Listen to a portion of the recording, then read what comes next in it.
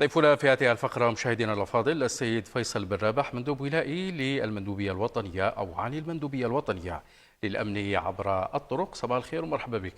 صباح الخير سي هشام، صباح الخير لكل الطاقم العامل معك، السادة والسيدات المشاهدين صباح الخير عليكم. أيضا كل مستعملي الطريق وكل الأسلاك الأمنية اللي راهي واقفة في طرقاتنا نقول لهم نهاركم مبروك.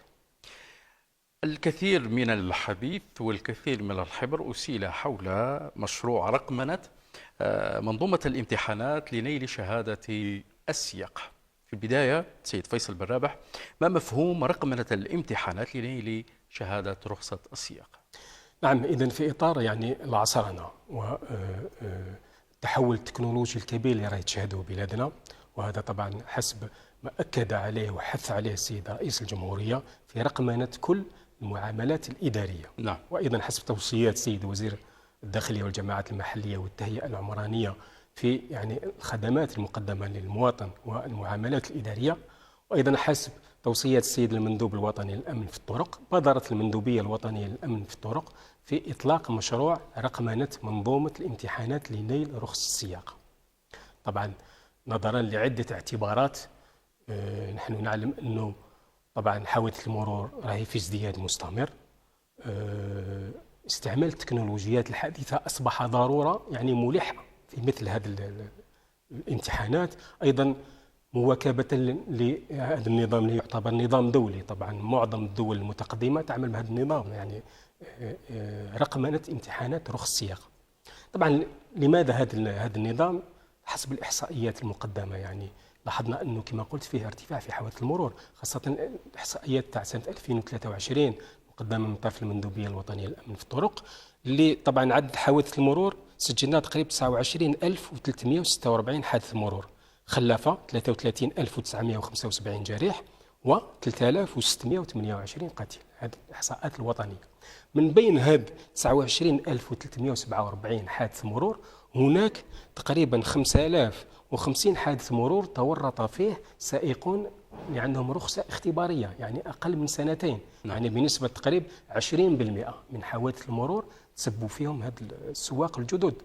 أيضا إذا شفنا فترة من أقل من 5 سنوات تقريبا هناك 50% من المتورطين في حوادث المرور. إذن هنا واش نستنتج أنه هناك يعني نقص ربما أو يعني خلل في منظومة التكوين بالنسبة للمترشح لمدارس تعليم السياقة، وأيضا في طريقة إجراء امتحانات رخص السياقة. هذا الشيء أدى إلى ربما الانتقال إلى هذا النظام اللي قلت أنه نظام معمول دوليا، وأثبت يعني النجاعة تاعو في مجال يعني محاربة ظاهرة حوادث المرور، وأيضا في القضاء على بعض الظواهر السلبية اللي يعني تواكب هذا النوع من إجراء الامتحانات لرخص السياقة. إذن كما قلت هذا النظام حاليا، النظام المعمول به حاليا الآن في امتحانات رخص السياقة، طبعا هناك امتحانين، امتحان في الجانب النظري وامتحان في الجانب التطبيقي. هذا المشروع يخص كمرحلة أولى النظام النظري.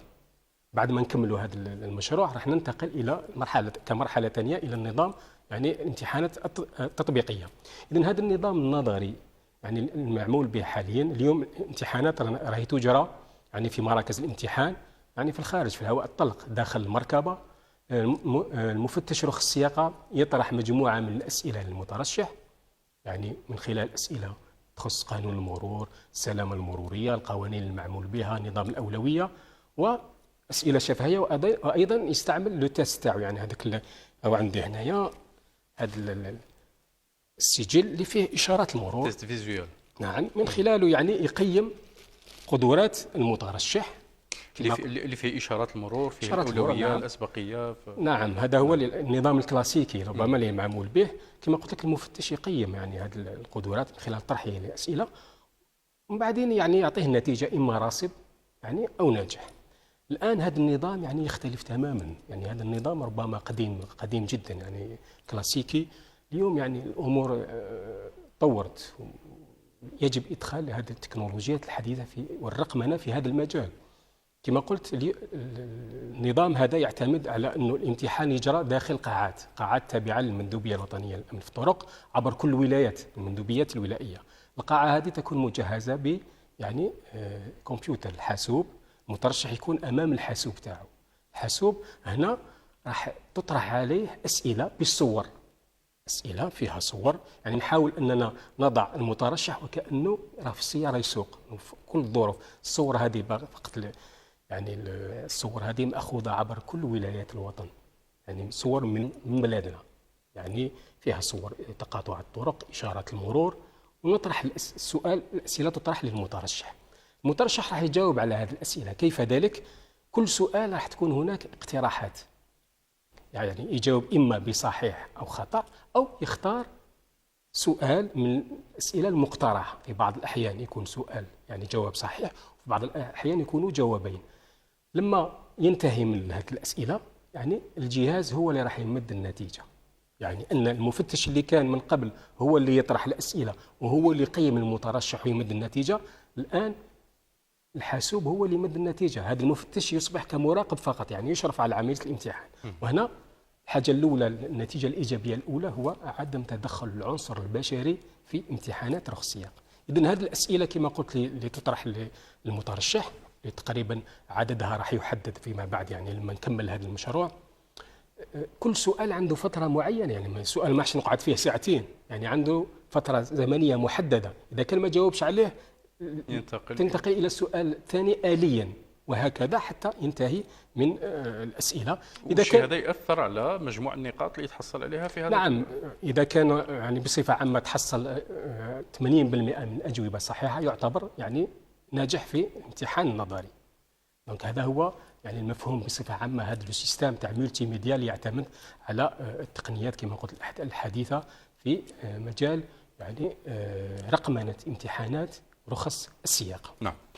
لتجسيد هذا البرنامج أو هذا المشروع في اتفاقية بين المندوبية الوطنية للأمن عبر الطرق ومركز البحث في الإعلام العلمي والتقني سيريست. يعني نعم، لنا أن نتحدث عن هذه الاتفاقية. نعم، لتجسيد هذا البرنامج لابد من يعني مؤسسة رائدة في مجال يعني الإعلام العلمي والتقني. نعم. لهذا الأسبوع الفارط يعني تم إبرام اتفاقية بين المندوبية الوطنية للأمن في الطرق والمركز البحث في الإعلام العلمي والتقني المعروف بالسيريست. يعني سيريست هذه مؤسسة يعني ذات طابع علمي تقني تحت وصاية وزارة التعليم العالي والبحث العلمي. هي رائدة في هذا المجال، يعني معروفة في عندها خبرة كبيرة. إذن تمت هذه الاتفاقية باش تجسد لنا هذا مشروع يعني الرقمنة. طبعا كان هناك عامل كبير في المندوبية الوطنية للأمن في الطرق اللي يعني جهزت بنك من المعلومات يحتوي على تقريبا 1000 سؤال، 1000 سؤال في مجال قانون المرور، اللي أشرف عليه مجموعة من الزملاء المفتشي رخص السياقة.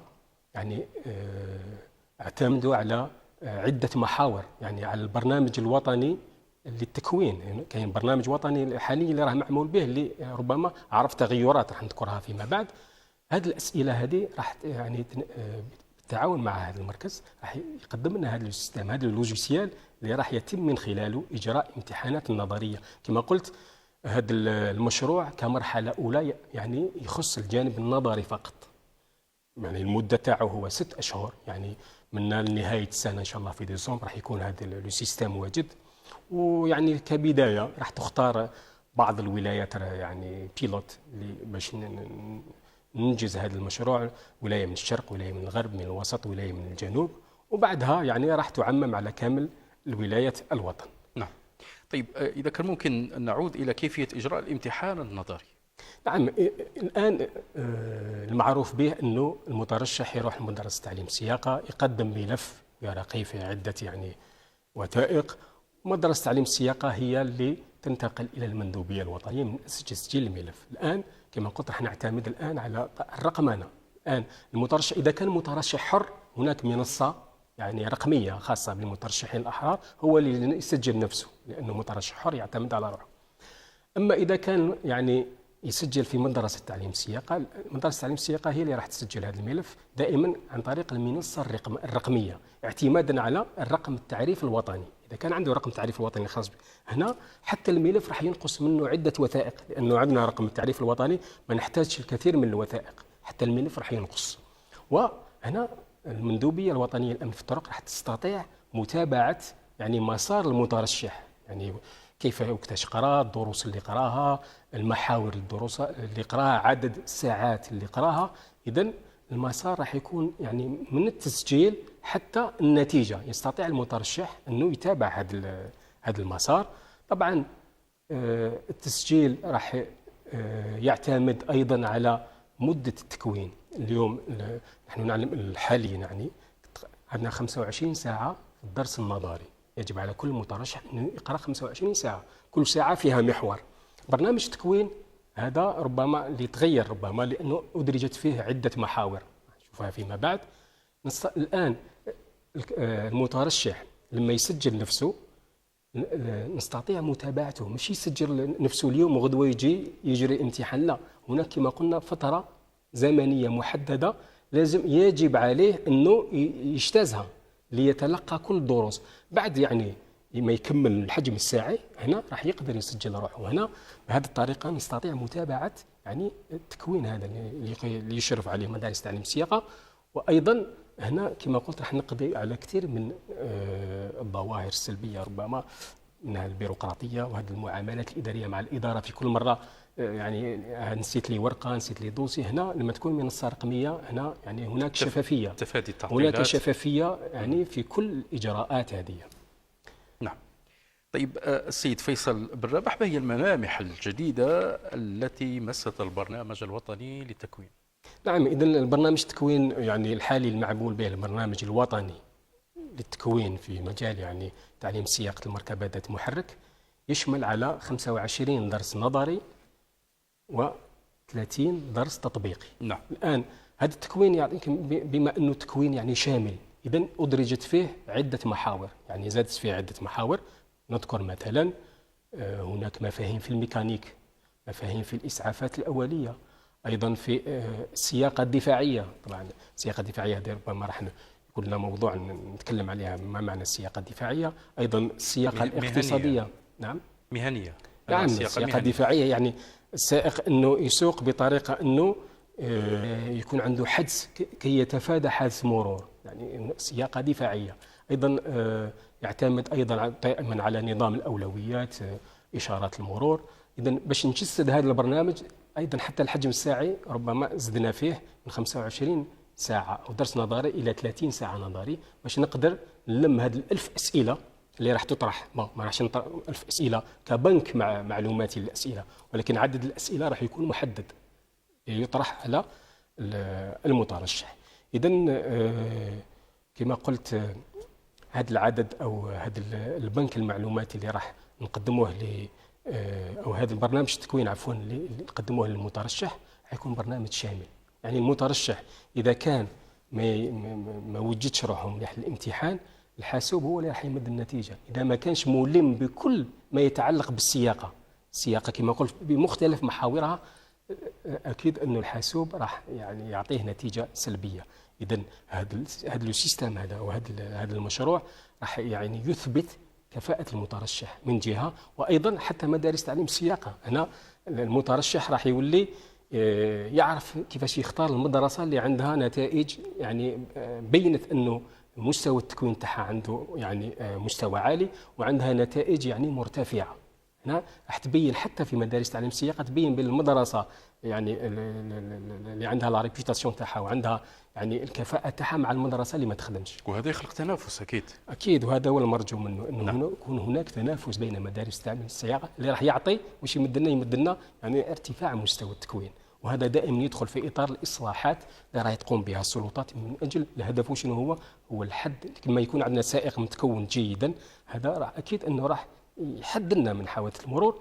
وطبعا الإحصائيات هي اللي راح تقول كثير من ربما من الأشخاص كانوا ينتقدون يقولوا في كل مرة تمدونا إحصائيات، ولكن دائما حوادث المرور موجودة. هذه المرة هذه يعني أجري تحليل دقيق لهذه الإحصائيات، وين لاحظنا أنه فيه هناك خلل في منظومة التكوين كما قلت، أو نقص في منظومة التكوين، وأيضا في إجراء امتحانات رخص السياقة. ولهذا يعني كان لابد وضرورة حتمية كما قلت باش نمشي في هذا الإطار اللي قلت يعني ربما رانا متأخرين كثير في رقمنة منظومة امتحانات نيل رخص السياقة. طيب باختصار سيد فيصل بن رابح، ما هي الأهداف الأساسية لهذا المشروع؟ نعم، المشروع هذا طبعا الهدف الأول منه هو تقريب المواطن من الإدارة في المعاملات الإدارية كما قلنا، من أجل القضاء على هذه البيروقراطية اللي يعاني منها كل المواطنين في مع الإدارات. أيضا كما قلت من قبل، عدم تدخل العنصر البشري. هنا الجهاز هو اللي يمد النتيجة، وما كاش تدخل العنصر البشري، ما كاش يعني تنقص هذه الظاهرة كما قلت، الظواهر السلبية، المحاباة، المحسوبية إلى غير ذلك. أيضا من بين الأهداف يعني لهذا المشروع هو ترقية مستوى التكوين. يعني التكوين راح يكون فعلا تكوين يعني شامل وكامل. أيضا إثبات الكفاءة. نعم. مترشح رخص السياقة إذا كان ما عندوش الكفاءة يعني لنيل رخص السياقة، الحاسوب راح أكيد أنه كما نقولوا احنا يعطيه نتيجة سلبية. طبعا النتيجة النهائية راح ترسل إلى المترشح عن طريق رسالة نصية، إما ناجح أو راسب، وأيضا إلى مدرسة تعليم السياقة. يعني بصفة عامة هذا هو المشروع اللي كما قلت كان ضرورة حتمية حتى نواكب ما يحدث في يعني التكنولوجيات الحديثة ورقمنة الإدارة اللي راهي ماشية فيها يعني الدولة الجزائرية. وهذا طبعا دائما كما قلت يدخل في ترقية مستوى التكوين، ويعني إعطاء أكثر شفافية لامتحانات رخص السياقة. وهذا الهدف المرجو منه طبعا كمرحلة أولى، وبعدين راح نواصل في هذه العملية لأنها ما زال متواصلة فيما يخص شقه الثاني اللي هو التكوين التطبيقي. نعم، وراح يكون الانطلاقة النموذجية، ومن بعد راح يدخل حيز الخدمة في كل التراب الوطني إن شاء الله. ربما بعد فترة اللي راح تكون إن شاء الله في حدود 6 أشهر. 6 أشهر يعني مدة الاتفاقية. إن شاء الله. يعطيك الصحة، نشكرك كثير سيد فيصل بن رابح، تحياتنا لك. الشكر موصول لك ولكل السادة والسيدات المشاهدين. يومك طيب بحال. يومك أطيب. شكرا.